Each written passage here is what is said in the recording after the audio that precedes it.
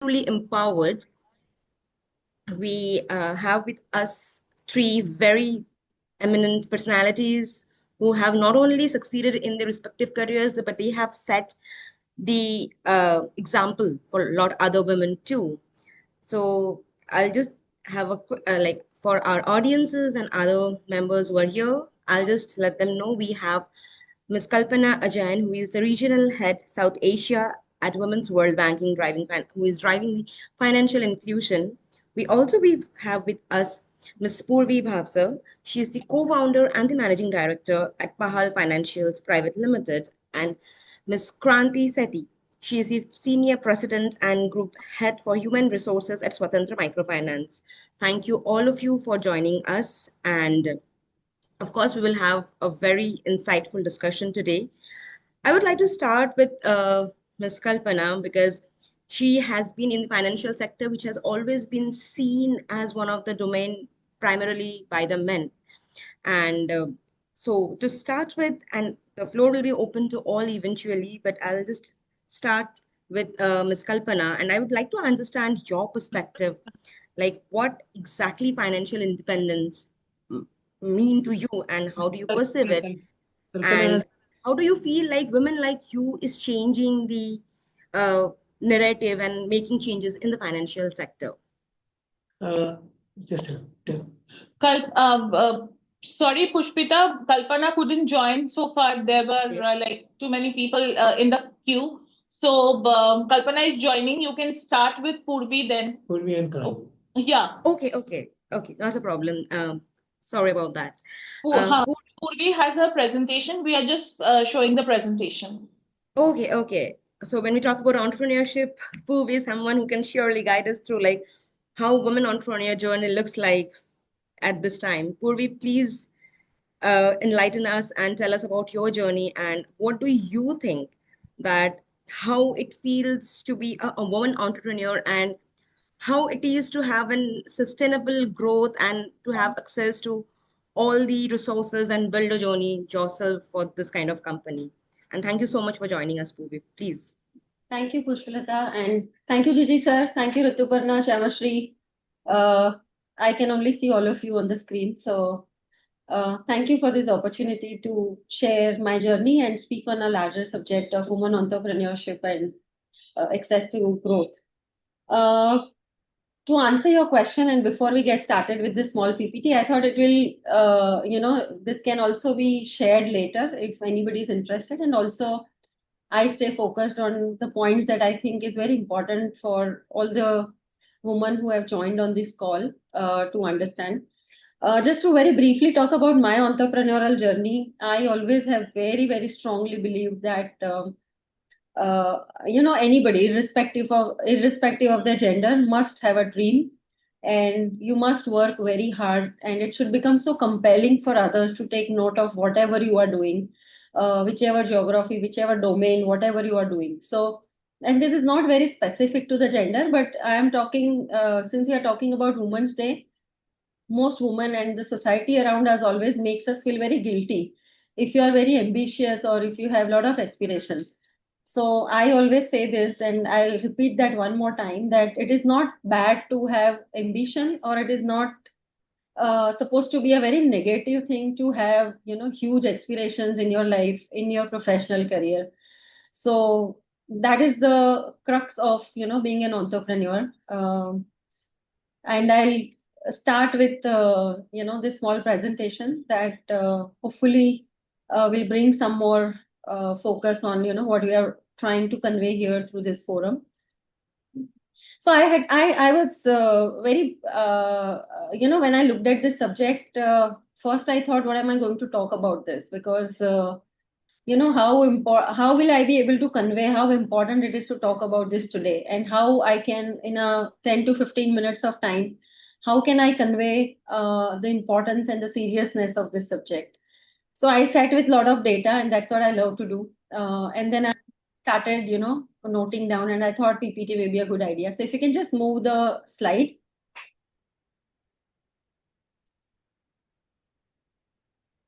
Okay, so this is a very famous African proverb. If you educate a woman, you educate a family. But if you empower a woman, you empower a nation. So a nation which is aiming to become Viksit by 2047, I think nothing can be more appropriate than this. That if you really want to build a very strong and a developed nation, the importance and the empowerment that women needs and they can bring on the is immeasurable and uh, extremely critical in that context. Next. Why it is important that we talk about women entrepreneurs on the day of and Women's Day cannot be just one day. I think it is one day that reminds us that rest 364 days we really need to work on it. So one day is just sort of a reminder of all that we need to achieve throughout the year. But why it is important that we have to talk about women entrepreneurship and their development and their contribution? Because if you look at some numbers, women's contribution to the GDP of our country is just 18%. While they are about 48 to 49% of the overall population, they contribute extremely little and insignificant in the overall GDP context. Startup funding, because startup is what as a country we are very bullish about, and we are encouraging so much of innovation, whether it is whether it is technology or impact or any sector. Only 4 rupees for every 100 rupees raised is coming to the women-led startups, which is also extremely insignificant. The other important factor is the labor force participation, which is 60% women participating in the labor force versus 80% in the men. And this ratio is also extremely skewed, very surprisingly, towards more rural than the urban. So a lot of urban women are contributing less than their rural counterparts. Literacy rate in women is still, there is a gap between the literacy rate of men and a woman.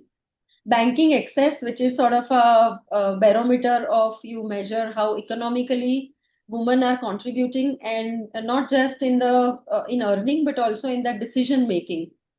Banking access to women is just 40%, closer to about 40% in terms of number or deposits versus about 60% with the men.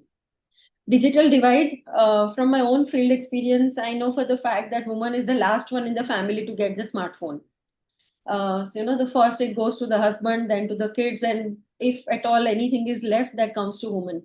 And this is not just the social fabric that we have, but also because the woman herself is not very confident of handling complex technology or making financial transactions. So it is also a lack of confidence that woman chooses to have versus what is available to her. Next slide, please. And why it is important that we encourage women entrepreneurship. The numbers are very indicative of the actual situation in the market in the as a nation. But why it is important that when we want to grow as a country, we also talk about women entrepreneurship. Because some of the important pillars of for any economy to grow is economic, social innovation, are very incomplete without women's participation. So if you just take, for example, economic empowerment, I already mentioned that women is contributing just 18%, and with that we can never aspire to become a developed economy. Also, when woman brings some money on the table, contributes economically to the family, it also goes towards health, education of the family. So basically, the family becomes a little more better in terms of their overall health. It also the businesses which are woman led, and this is multiple data because I had to do it I had to do a very crisp job. I could not mention a lot of research and a lot of data that is available, but any woman led businesses across the world are more focused on sustainability and more inclusive.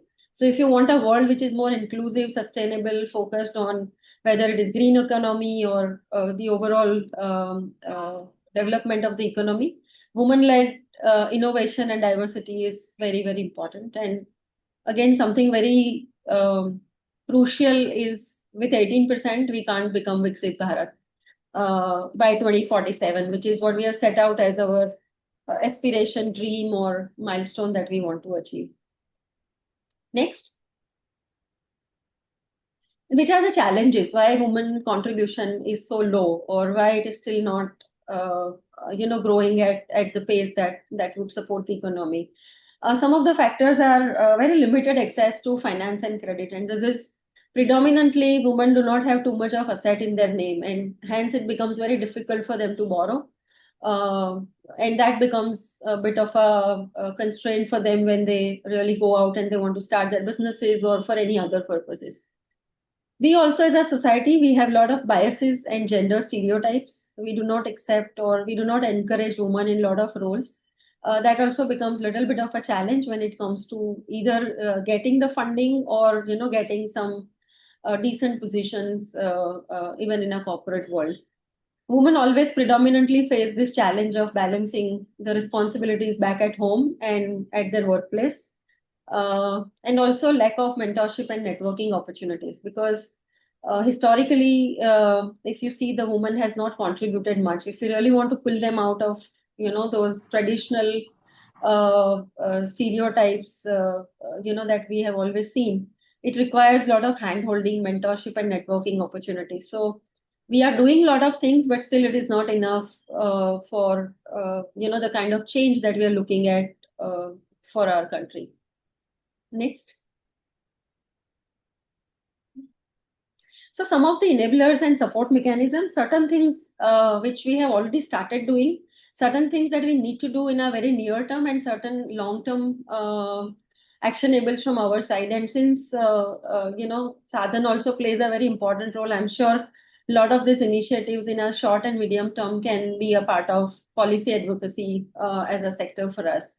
So financial access, there are a lot of programs which are already running, like Stand Up India, Startup India, Mudra, Jan Dhan, a lot of SHG and microfinance loans.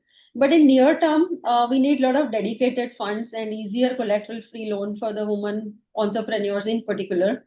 And for a long term, we also need to ensure that the ecosystem is good enough, strong enough, that can provide very equal access to the finance and other opportunity to women-led businesses. Also, women-led cooperatives and financial institutions, which can understand the requirement of women slightly better than the mainstream financial institutions, and can support in the initial growth phase. Something on skill development and training, a lot of government initiatives are already there. But in a short term and medium term, we need a lot of hand holding, special incubators, mentorship programs, and also some sort of education at a school and university level, which can enable the exposure to the larger ecosystems. Next. Policy and legal support. Government has done a lot of things in terms of simplifying the MSME registrations and providing some special facilities, but something more on equal pay and comprehensive business policies which can support women-led businesses would be a good idea. Market access, very small initiatives like Amazon Saheli or Flipkart having Samarth kind of things, which is supporting women entrepreneurs in specific, but that needs to be done at a much larger scale. Also, a lot of intervention on technological and digital inclusion and social and community support would be a good idea if we really want that this ecosystem to thrive. Next. So some green shoots, and courtesy Highmark report, which they have just released on the Women's Day. So they have shared a very beautiful report which talks about how women participation in the economic activity is looking like. So I just picked up 2-3 points which talks about how women borrowers have grown from 14.2% CAGR between 2025 compared to and reaching about 8.9 crore, outpacing men, which is at 8.2%. So we are seeing some green shoots where the women borrowers are increasing. And as we know, this is one more validation that the delinquency level for women borrowers are comparatively lower than their men counterpart, which is about 2.8% versus 3.3% for the men in the same period. Also, the women borrowers outstanding, the portfolio outstanding has grown by about 23.4% in December 25 versus 16.7 for men in the same period.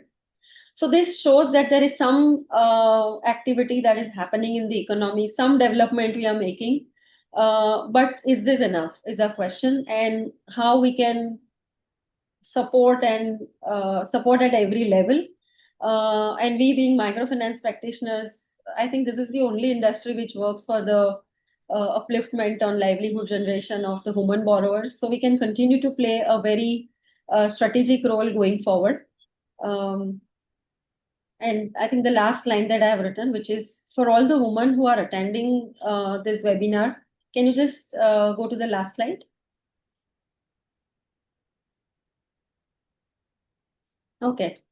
So all the structural reforms will only open the doors for us. But the true transformation begins only when women recognize their own worth and embrace the powerful role that they're supposed to be playing. Because if we don't value ourselves, nobody is ever going to value us. So this is a very firm belief and conviction that I have. While we can keep asking for all the support from the government, economy, family, society, everybody around us, unless we recognize our worth, none of this is going to be really very helpful. I hope this helps. With that, I think I have made it in good time. Thank you so much. Pushpalata, over to you. Thank you so much, Purvi, for that wonderful presentation. And I do have a couple of questions based on what you said, the data you mentioned. So you rightly pointed out that out of 100 rupees assigned, only 4 goes to women.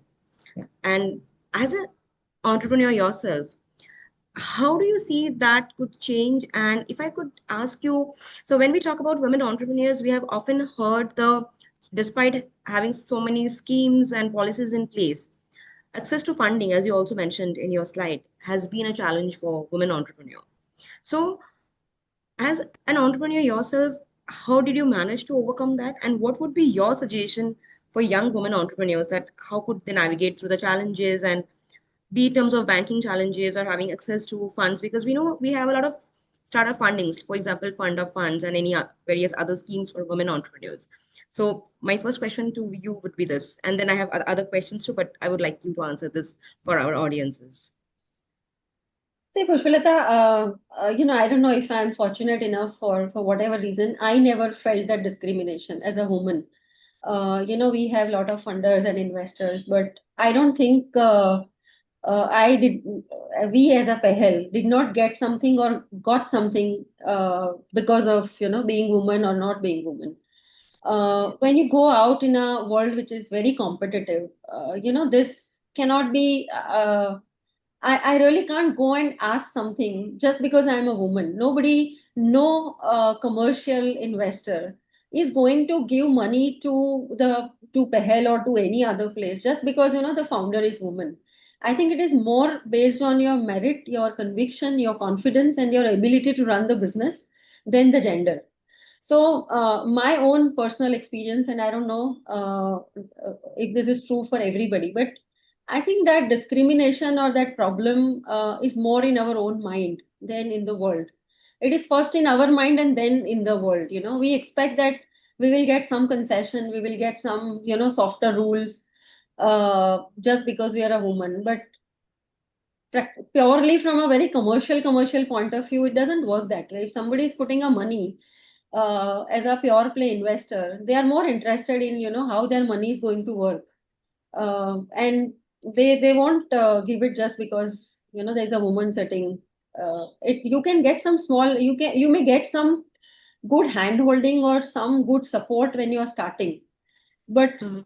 having started, I think it's all about meritocracy and your own conviction and your own ability to attract the investors or any other funder for that matter. Got it. Thank you. And as I could see, Kalpana Jain has already joined us. Thank you so much. And we were actually waiting for you. And if I could please come to you next, because you have been a stalwart in your journey. Like, people do look up to you as a women finance professional.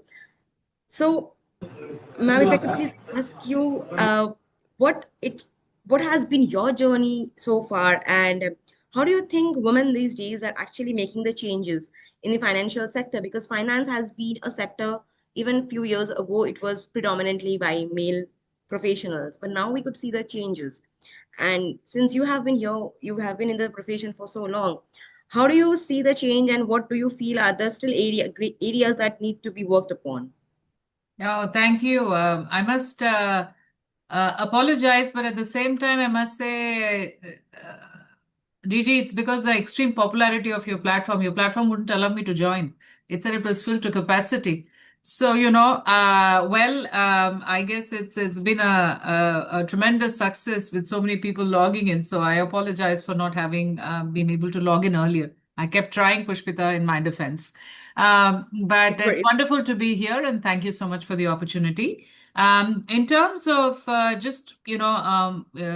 own journey, in terms of just talking to the topic. I mean, yes, I've been around for a long time, and it's not been an easy journey. I don't think it's easy for anyone, men or women, in today's times. Honestly, I don't see it as I do tend to agree with Purvi in the sense that a lot of the problems are in our head. There are structural issues that we need to navigate as professional women and men. But I think it's also equally our own context that kind of comes in the way sometimes as we navigate the journey. So, how do we first fight the battle here for us to fight the battle outside? But I think the battle is inside first. Honestly, that's my first pointer to you. But if I were to kind of jump to the topic in terms of independence to empowerment, Pushpita, I think we need to start with inclusion first, right? Inclusion is the first step leading to empowerment. But I'll wait for you to ask me the rest of the questions. But yeah, it's interesting because leadership in any industry and leadership in women leadership, I think it's never been a better time than now, because the world right now needs leadership that has feminine elements, in just to drive, just given the complexity. And this two-letter acronym that everybody keeps throwing about, AI. I think women are the best position to lead it, because I'm making a bold statement here, because digital fluency we keep talking about, right? Data is no longer an issue. Everybody has too much of data. So digital fluency is no longer the issue, right? Digital fluency is, we have to understand what it is. It's not about complexity, it's actually about context. And so you need to understand, and women are, I think, well placed to understand the context. And women naturally have skills, that are, we are very good with decision making at a group level. This is proven. And I think Kranti is the HR expert here, and I'm sure she'll attest to what I'm saying. Right. So women are very natural. Our decision making is always, we like to take consensus. All of these are very relevant skills in today's time. Consensus, decision making, fluency, with having the context, storytelling, absolutely the must. Data is for everybody to see, but what do you make of the data? What is the story? What is the narrative that you're able to craft from the data? That makes the difference. And women naturally are better storytellers compared to male. So I would argue that actually women are best placed in terms of leadership in today's times, when technology and AI is at the forefront. I think we are never ever better placed than right now. And we have enough data to prove why women leadership is better. And I don't think I need to go down that path. But if you need me to go down that path, I mean, we have enough studies to show that diversity in thinking at a board level, at a middle management level, at every level, diversity in thinking, we know that when you have diverse teams, there's a McKinsey study, there's a Harvard, I mean, there's like enough and more study to show that when you have diversity in board, there's 35%, there's an argument, something's about 25 to 35%, but a very distinct difference, and outperformance in companies which have a diverse board. So, so therefore, what are we thinking? Of course, we need to have more women on boards. We need to have more women in senior leadership to drive the agenda. The way we look at it in Women's World Banking is that, women seriously cannot just be participants. They have to be drivers of, growth. And when women are driving the growth, it tends to be more inclusive and more sustainable. We've seen this from all the work that we do with institutions, the work that we do across geographies with the women end beneficiaries, the women that we serve. This is proven. So we believe that women leadership could change, or in three ways. And we think it should be done at a policy level, at a macro policy level. Women have to be involved, need to drive policy level changes.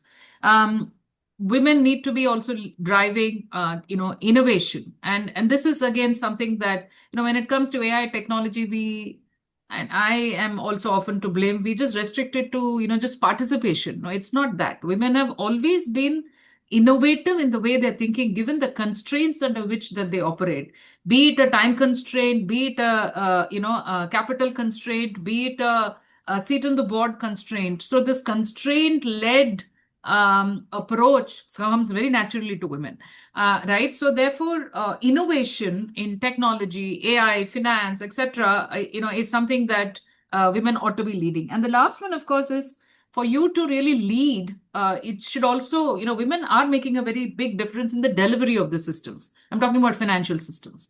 And here, I'm preaching to the choir because everybody knows about the whole community leadership, our whole foundation of self-help group movement that that India is so proud of, the largest self-help group movement, et cetera, et cetera. So this is the way Women's World Banking believes that we could lead the change. Pushpita, I hope I Yes, answered your question. Yeah.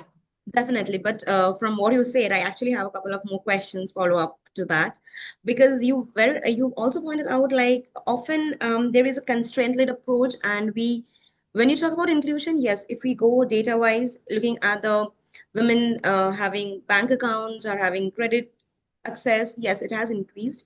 But there are also reports which suggest that women have been particularly being, they are just being the participants. Like, even if there is a bank account or a loan account in the name of women, because there are certain incentives of having that, uh, still the men continue to be at the forefront of the decision making part.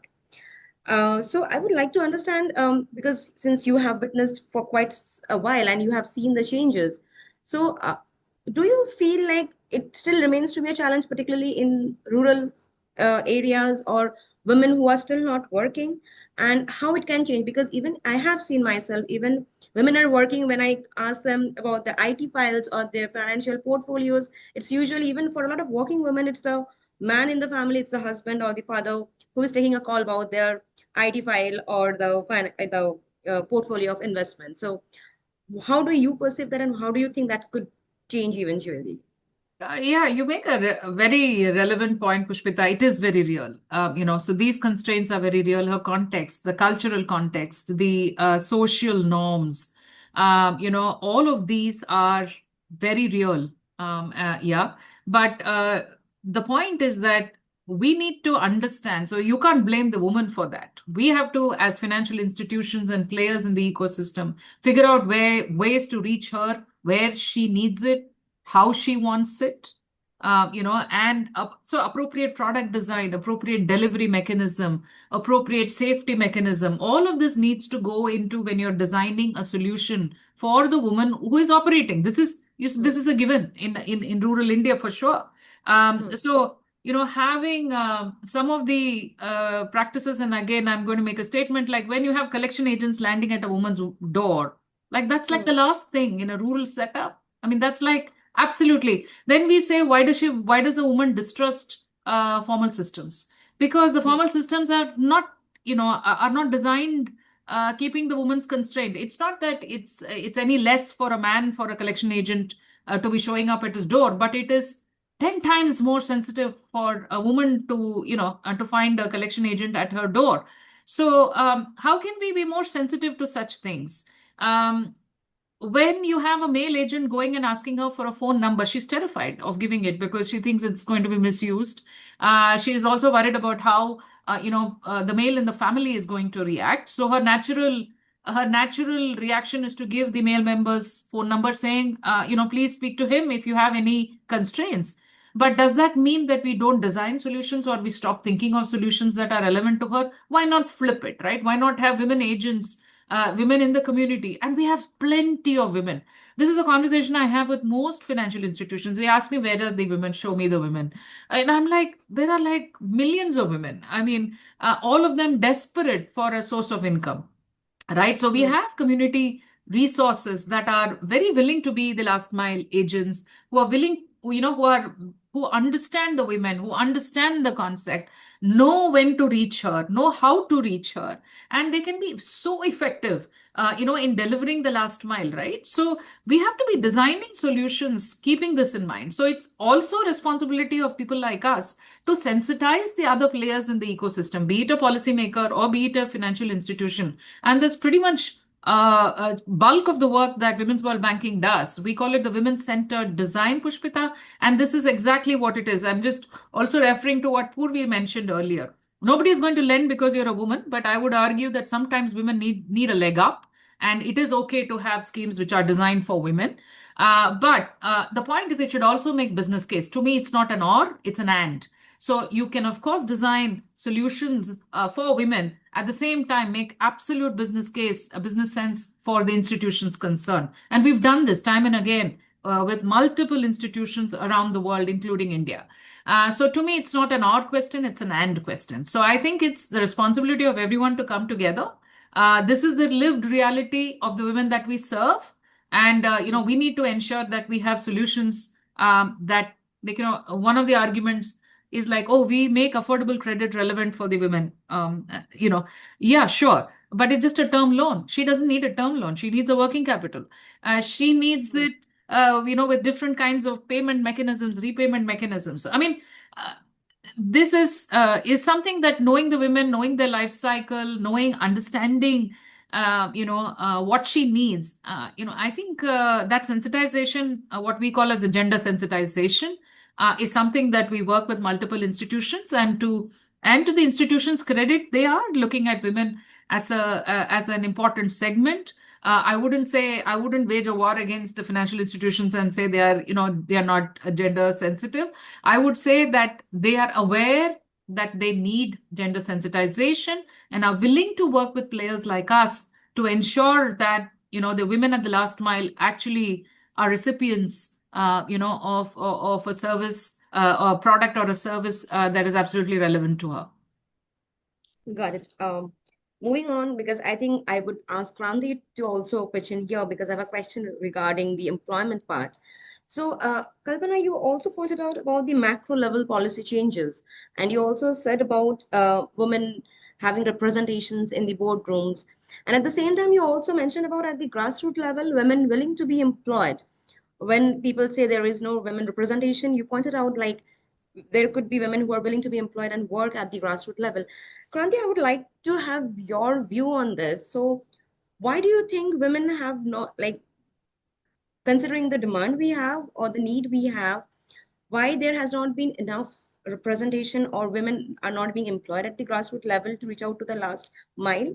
And another follow-up question to that will be, when we talk about representation of women in the boardroom, if we look at in a corporate setup, the number of women being hired at a fresher level, because number of fresh graduates, other women joining the workforce in their mid-20s, compared to the women representation in boardroom, the ratio is still skewed.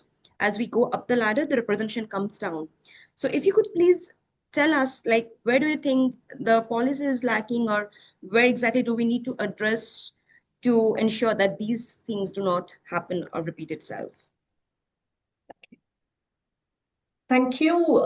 Thank you, Team Sa-Dhan, and thank you, Pushpita, for giving the opportunity to speak. I mean, and Thanks, Kalpana and Purvi, for sharing so much. The best part of being the last one to speak is that you've absorbed everything already, right? So, yeah, coming back, happy Women's Week to all the women here, and why just today, right? But as Purvi said, we just want that one day to acknowledge. But we are here for a week. I always celebrate a week at work as well for all my fellow women. So, Pushpita, coming to your question, the first question was about why that is a challenge at the grassroots level, hiring women at grassroots level. It's, first of all, I represent microfinance as our industry, and microfinance itself, the business itself is to provide loans to women from economically weaker sections. So we deal with all women anyways as our as our clientele, and but contrary to that our team members serving them are all men, correct? And that has been a challenge, I think, everybody in microfinance wanting to solve for decades now, right? And still, we've reached one level, but I think we have a long way to go. What could be the possible challenges is that, microfinance, we cater from deep rural to urban.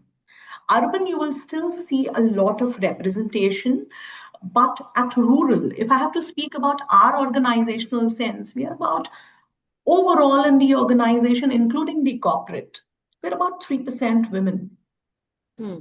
in the entire setup, about close to 26,000 workflows with a merger together.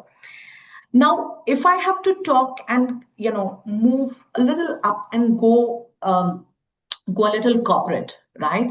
So we have about around 45 to 50% representation of women in corporate, which is I think is incredible. And now when I look up there, leadership and board, I'll come there because that's your next question.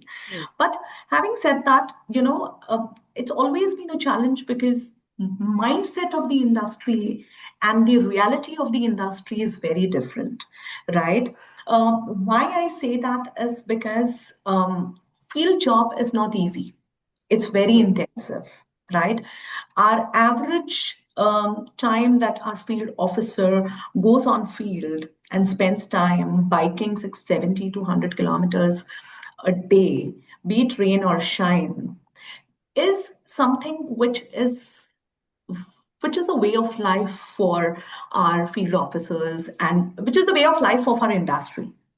Now we do have women on field who are doing an amazing job, exactly the same thing, starting 6 a.m. in the morning, going up to evening, going on bike 70 to 100 kilometers a day. Okay.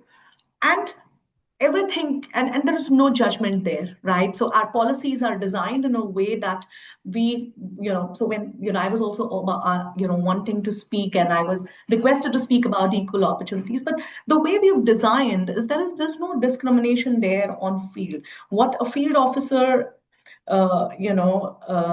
irrespective of gender is getting, everything is the same.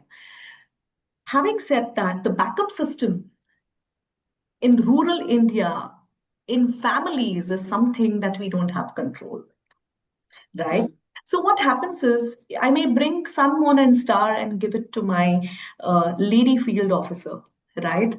But if the family doesn't support, then we have to take a back step, right? So all the policies remain the same for everyone, but the biggest stress that we have seen in the attrition, or women not representing higher on the grassroots level, is one is the stereotyping in their community.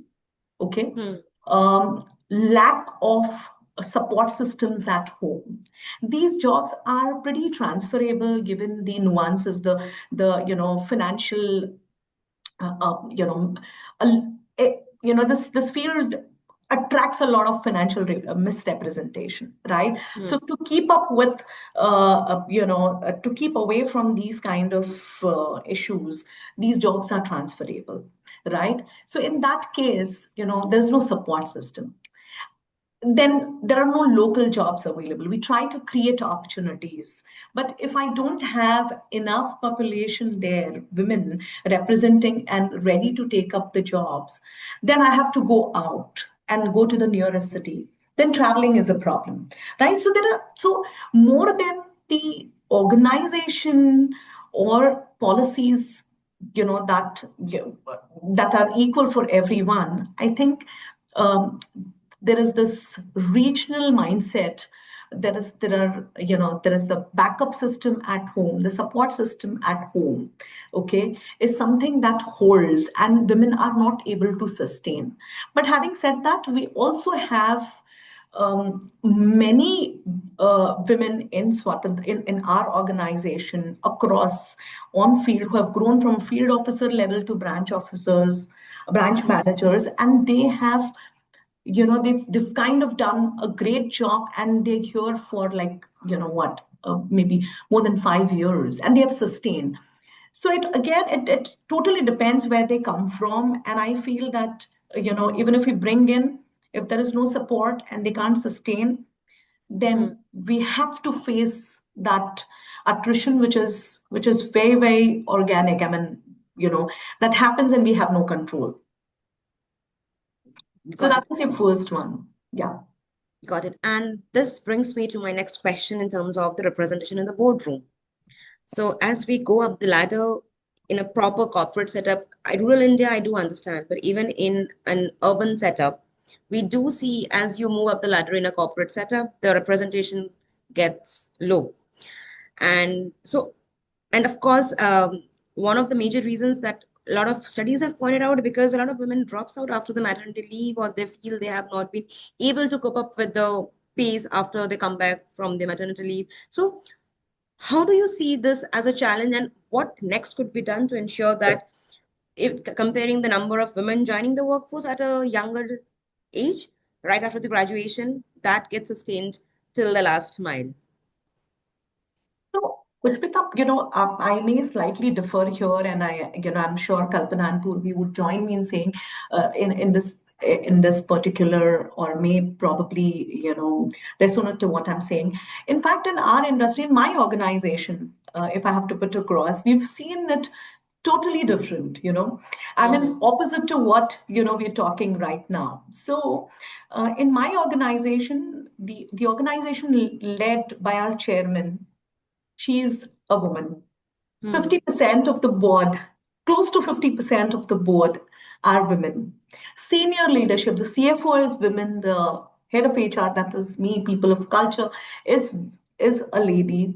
Head of learning, audits, and legal counsel, all women. So more than 50% of the leadership team is also women.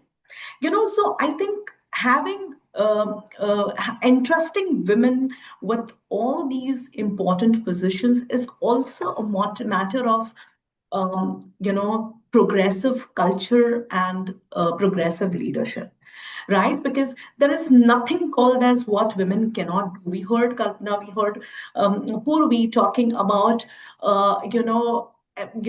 it's not that there's nothing that women can't do. Everything. I mean, and there are numbers which both of them presented and shared that, that calls for it. So I think it's not that the count, or as we go up the ladder, numbers are of women in leadership board are diminishing. No, I think in fact they're progressing, and this will progress only where there is a progressive leadership.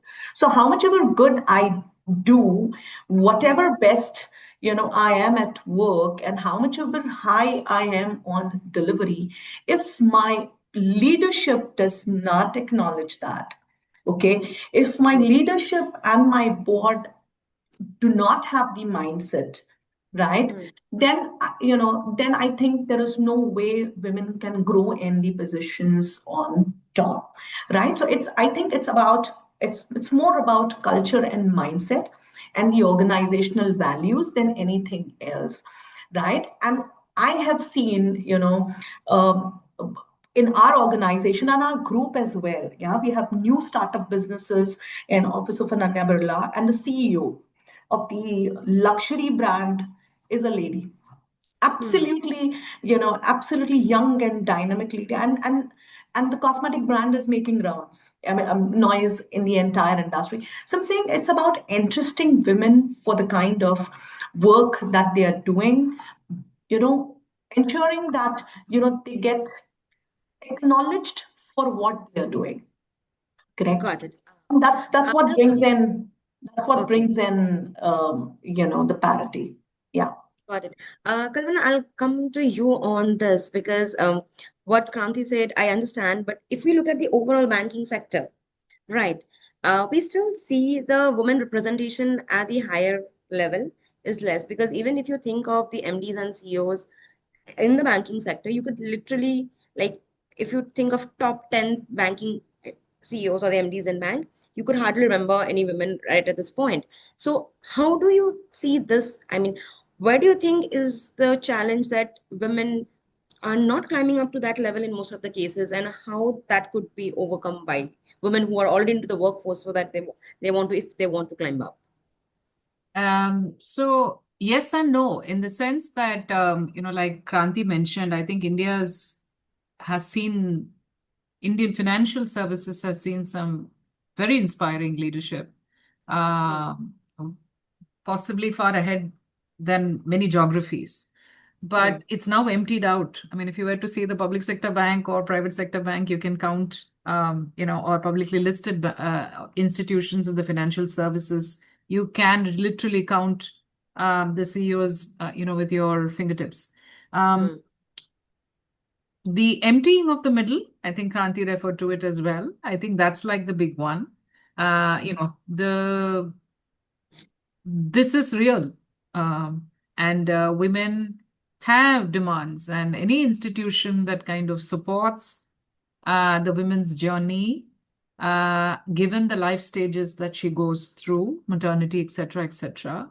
If Hmm. those are organizations, and Kranti made a very critical point. It really culture and value starts from the top, never from the bottom. We all know this. And so when you have leadership that is committed, then automatically they will ensure that that they help navigate the women through the stages. Um, I Hmm. speak personally. I've taken a couple of breaks in my career. One for my childbirth, and one when she was in her 11th and 12th, and I felt the need to stay at home because I had a crazy, crazy career in traveling otherwise, and I was not there for her. But one of the very interesting articles, and I was reading something on in Harvard Business School, is about leadership in AI, finance, and technology. Is that this is a long game, and we have to Hmm. play the long game. And so, not to kind of average um, life expectancy now is 80, 85. Um, and if you maintain good health, you can contribute in any form, shape, and manner. And so, women have to be not impatient. That would be my guidance. You have to be there. You have to show up. You have to, remain focused. Show up, remain focused, and be patient. You'll get there. So not to be overly fussed about my batchmate is 3 years my senior, and these are the kind of things that you keep hearing about. It's okay. In the end, it all evens out. If you're good at what you do, so it's very important that you remain in touch. It's Hmm. important that you have digital fluency. You may not know technology, but you should be a good user of technology. There's so many ways in which you can stay relevant. And at the end of it, you will find a role. You will find a role where you will find yourself in leadership positions because you're good at what you're doing. Hmm. And so I think this narrative needs to change in women's minds. Oh, I've missed the 40s and that's the end of it. No, not at all. Life begins in the 40s. You've got experience, you've got skills, and you have to stay relevant. That is up to you. And so if you do that, you can stay relevant for a very, very long time. And so therefore, leadership positions, of course, it also requires organizational mindset and culture. It's both, but you can't just blame the organization. I would say it's equally the responsibility of the woman, to ensure that she is considered for those roles. And of course, the oft heard point around women sponsoring women, men sponsoring women. So you need to have powerful sponsors in a system. I've been through it. I've worked in very large multinationals, and it does help when you have a leg up, when you have sponsors, somebody who trusts and believes and comes to the table for you. It helps, and women should definitely pay forward, not because she's a woman, but because you believe and you see the talent in that woman, and you're willing to stick your neck out for that young upcoming woman, who's in the middle management. We tend to stay women leaders, risk averse, risk aware. I keep talking about it. A lot of the times you're labeled as being risk averse, but I think women are risk aware. And, when it comes to careers, when it comes to any of that. And so if we have to be bold, is the other one. And you need to be able to put your hand up, and the very cliched point in today's times, which is women have to lean in. I'm sure it's been talked about, done. It's been, done to death, but I'm a firm believer in that. You've got to lean in. When you lean in, the opportunities will open. Thank you. Thank you so much, Kalpana, for this kind of insight, because we know about it, but still we get to follow that at times. And this brings me to my last question, and I'll request both Purvi and Kranti to share their views on this. So from the discussion, what we understand, it's also a lot of the cultural mind and cultural background, or the kind of mindset, or the blockage is often in our own mind that restrict us from taking the first step or taking the lead. Purvi, I'll come to you because, again, being an entrepreneur yourself, so if I could just ask you to identify, like, apart from the mind block that we have within ourselves, what are the areas that you think could be worked upon that could help the young aspiring entrepreneur to get into the journey and they have a smoother ride for themselves, like the areas that could be addressed in the coming years to come? I think one of the most important things could be, if they're the young entrepreneurs and if they're coming from some B schools, or, if they are in certain specific communities or certain geographies, a lot of awareness and self-confidence building exercises can be done. I don't know how we can contribute, but, something which really makes them feel that yes, they can do it, do a little bit of a hand holding and also mentor them. That is what I spoke about also in my presentation, that what we need is some bit of a hand holding.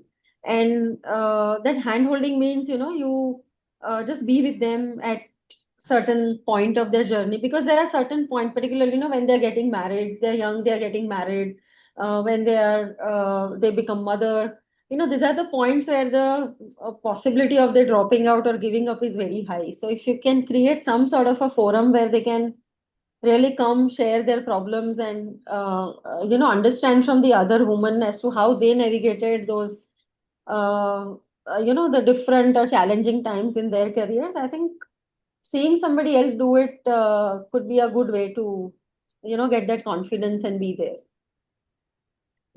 Got it. And Kranti, of course, we have again spoken a lot about the mental blockage we have. I would like to understand one thing from you, because often we see women are not even well aware of the policies themselves. A lot of organizations and companies do have some very good policies for women or for their employees in general, but maybe of the mind blockage or the constraint we have within our mind, we don't able to access that, or we don't avail the benefit of those policies. So what would be your suggestion to those women employees, or how do you think, or even for the company, from the company perspective, what are the areas that you think that could be worked upon to ensure that women feel more competent, or they get to access those more more frequently?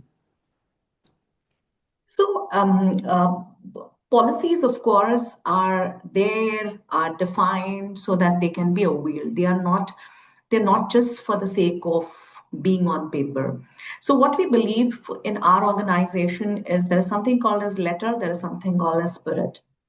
The way we have ensured, sensitizing all the managers is that, thank you, Kalpana, pleasure being here with you. Sorry. So So what sorry to leave. Sorry. Thank Yeah. you, Kalpana. Thank you so much. it was insightful. Thank you. Look Thank forward you. to talk Bye. to you again. Yeah. So what we believe is that policies are good to be on paper, but they are important to be sensitized, right? A lot of times, the mindset goes of everyone in the organization, be alone the team members, right? They take what is what attracts to them, and then they leave the other ones. Right. But often in case of women, for example, as we say, maternity is of course a biggest one that everybody needs. All women need support. 2 years back, we also, 2022, we also announced a policy which was menstrual leave. Right now, 12 days a year, 2 days, 12 days, 2 days a month, so around 12 to 24 days a year, right? And if I see the statistics and if I see the leave in the last 3 years, how many women have really availed, it's not even 0.5%, 0.05%. Okay, barely minimal. Now, is it that they don't know that that policy is for them? Or is it that the manager is not said? It's a hands down, no question asked leave. So I'm saying that policies are there. Okay, managers need to be sensitized. It is also up to, like, Kalpana also mentioned a very important point is we can't blame the organization for everything. It is also the onus to us women that we have certain things which are may not call privileges, but which are must haves for us. Okay. And good to haves for us, must haves are also there. We have to identify when we need them and when we make use of them. Unfortunately, what has happened is that most of the policies are also misused and also taken as a matter of right. Now, when these things happen, organizations then tend to generalize managers, not organizations. So the gap between the policy making and execution is the perceived matter of right and perceived misuse, which kind of brings in which comes in the way, right? My suggestion to the new entrants and the freshers and the mid level is that policies are there. Make sure they are used judiciously. Okay, not as a matter of right. If you really need menstrual leave, you need it. Your body demands it. There is a provision. Use it, but not as a matter of right that 2 दिन मुझे महीने के मिले तो मैं लूंगी, right? Which is fine, which is there. We have a mental health leave, right? No questions asked. If today I don't feel like coming to office, I don't feel like coming to because there's something I'm going through. So I'm saying that policies will be there. When you use it is important, and use and abuse is there's a very thin line between that. And if you kind of make sense to it, I think organizations are supportive. Okay. Microfinance, there, on field, there are challenges. There are real time challenges. Sometimes managers are bogged down with the pressures, and they may just treat it may not understand the intensity of why a woman needs a leave. And that could be possible reason why women hesitate talking Hmm. or asking for leaves.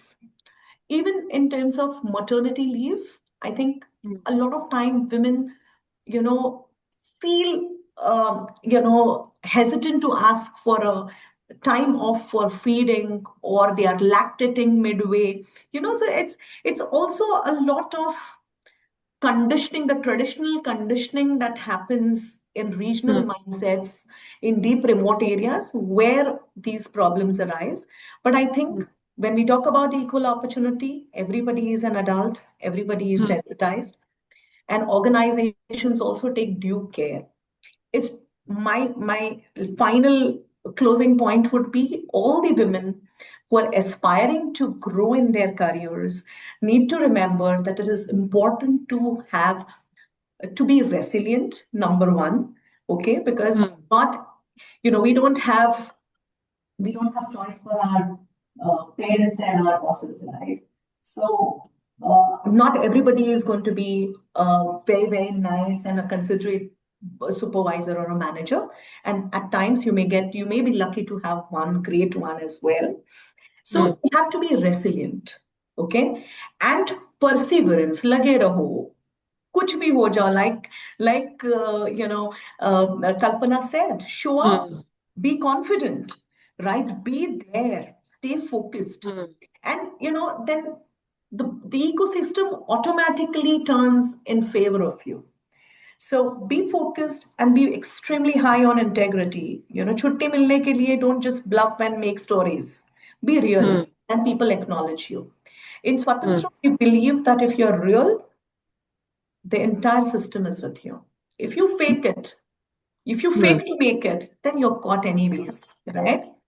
So that's my last 2 cents, that be yourself and trust the Hmm. system, persevere and be resilient. That's it. I Thank you. really like how we put it, like if they fake to make it, how it comes back to them eventually. Like really, it has been the case for a lot of employees in the organization, too, irrespective of the gender, honestly. So thank you so much, Purvi and Kranti, for such an insightful conversation. And now I would like to request Gigi sir for your closing remark, and how do you see the entire conversation for the last 1 hour? Thank you, Pushpita, and thank you, speakers, Purvi, Kranti, and Kalpana. Fact, I didn't want to come in this space. I had told my lady staff they should manage everything, and it has been done by them only. In fact, their webinar has been organized by Rituparna and your team. So well done, my team, and it is a good show. In fact, almost 135 people were there in the webinar at one point of time. So basically, my greetings to all of you, especially the ladies who are present here. Happy Women's Day. Although it's the day is International Day is over, but as Purvi said, every day is a Women's Day. It should be a Women's Day, and I greet each one of you for that. And we were thinking what should be done, because we are serving a sector which is mostly focused on women. Most of our borrowers are women. Microfinance, as we know, around 98% of borrowers are women. So women is a major focus of our activities. So we thought we should do something for this Women's Day. So we have been doing some events for the uh, last 3 or 4 years, I believe. And this time we thought what we should do. Then we thought let's have a small discussion between some of our leaders from the sector itself, from the financial inclusion sector itself. That's how Purvi is here. She herself is a entrepreneur and one of the very, very, I would say, motivating person for all of us.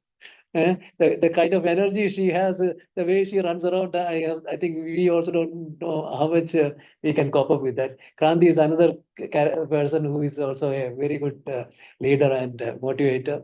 Kalpana, of course, we all know. So we thought we can have this discussion, and it has been well organized. Thank you.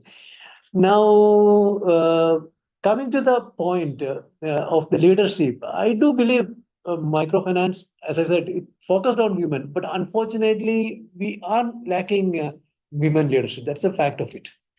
If you want to count how many top level leaders are there, you can count only one or two people. Like one is Puri sitting here. Other than that, maybe Miss Poonam is there. Kalpana Jay, but she's moving out. I'm saying that hardly any persons are there on the top level. Of course, at the board level, at the corporate level, and all, you have some more participation, but then very less. In fact, 3 years back when we started, at that time the women share of women in the entire employment of microfinance employees around 3 lakh people. So around 3 lakh people, if you or at that time around 2.5 lakh people, so around share was around 13%. Today it has come down to 9%.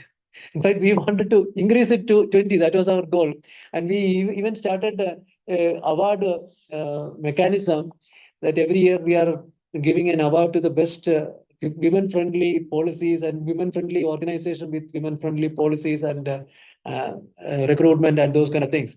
So, in the name of Miss Elabat. So that is being done, but in spite of that, it has come down. So probably it's a paradox. One is that we are focused at women, but leadership, we don't have many leaders at the top. We don't have many people at the bottom also. Maybe, as Kranti said, it's a little more demanding job, and probably sometimes the rigors of the field level work may bit of compelling them against that. But of course, the middle level jobs are definitely there, and that is being occupied. Many of the offices are there. I have seen, in fact, I myself had headed one organization, one microfinance organization, and we had a lot of people in our head office, but field level hardly anybody was there.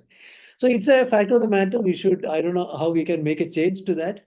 But then definitely we can do that. I think we should be aiming for that. I'm sure all my colleagues, all my member institution will take a focus on that, special attention to that, and see that more and more women are encouraged. And I have seen also wherever women have been engaged, probably Puri will voice for me, they are more stable and they continue to be in the organization for a longer period of time, and their recovery and all are much better, I would say. Anyway, it's a good thing. I'm happy to see that we have been able to mobilize some people to have a kind of a deliberation. And thank you, Pushpita, although we have not personally met, but you moderated the session very well, and thank you so much for that. I hand over my mic to Sri for concluding words. Thank you, sir. Let us conclude this session by remembering that International Women's Day is just not a day on the calendar. This is also a celebration of women and their contribution in every aspects of our life. And having said that, we also let us end the session by pledging that our eminent speaker has already mentioned that to show up every time and be patient and be resilient in our approaches so that we challenge the biases and also our mental blockages so that we can foster a woman friendly and woman empowerment in every aspect. So the upcoming generation and for everyone in every day of life, we have a space. And I also thank you, Gigi sir and Sa-Dhan, for arranging this forum of a discussion forum for us. And I'll also like to thank our eminent speaker, Ms. Kalpana Ajay, Purvi Bhap sir, Kranti Shetty, and our moderator, Pushpita De. Thank you everyone for coming for this session and all the participation who has joined us for this discussion. Can all the women here, can all the women participants can just raise their hands? We just want to see how many women participants over here. Is it possible? Can all the women raise their hands? Remove spotlights. 2 are raised. 3, 4. Must have a few people are gone because Yeah, a few people have gone, I can understand. But still, if we can just check what is the ratio? 6, 7. Me also can raise my hand. Great. Anyway, thank you so much, and once again, happy Women's Day, and let every day be a Women's Day, and let it be. I was telling you, jokingly, yesterday's Women's Day, the men's team was allowed to become the champion. So let it be like that. Okay, thank you so much. Thank you Thank so you, much. everyone. Pleasure being here. Thank you. Bye. Bye.